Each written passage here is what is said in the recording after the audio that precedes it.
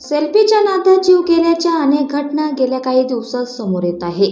तरीही धोकादायक ठिकाणी जाऊन सेल्फी काढण्याचा तरुणाईचा मोह काही आवरताना दिसत नाही. पावसाचे दिवस असल्याने तरुण पिढीची पावलं डोंगरदऱ्याच्या दिशेने वळू लागली आहे. पावसाचा आनंद घेताना तो मोबाईल कॅमेऱ्यात कैद करत असताना तरुणाई देहभान विसरते. मागे पुढे काय आहे काही नाही हे न पाहता रील्स, सोशल मीडियावर लाईक्स, फॉलोअर्स हेच डोक्यात असतं. त्यामुळे मृत्यूला आयतं आमंत्रण मिळतं. असाच एक प्रकार समोर आलाय.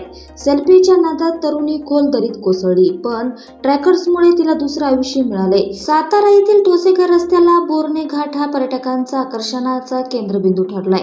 उंचावर असलेल्या ह्या ठिकाणाहून पावसाचा आनंद घ्यायला मोठ्या संख्येने पर्यटक येतात. अनेक जण आपले कुटुंब आणि मित्रपरिवाराला सोबत आणून पावसाचा आनंद घेताना इथे दिसतात. इथे जवळ 150 फूट खोल दरी आहे.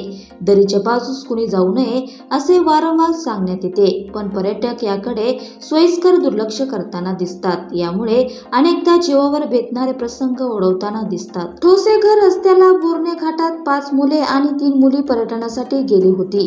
यातील एक तरुणी बोरणे घाटाजवळच्या एका खोली दोरीसोबत सेल्फी काढण्यासाठी गेली, पण सेल्फी काढण्याच्या नादात युवती पाय घसरून जवळपास 150 फूट खोल दरीत कोसळली होती. या तरुणीचं आयुष्य संपलं असंच अनेकांना वाटलं, पण तिचं दैव बलवंतर म्हणून काही ट्रॅकर्स तिथे उपस्थित होते. त्यांनी जीवाची बाजी लावत या तरुणीचे प्राण वाचवले.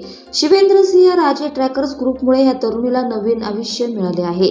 दरम्यान या तरुणीला आता उपचारासाठी खासगी रुग्णालयात दाखल करण्यात आलं आहे.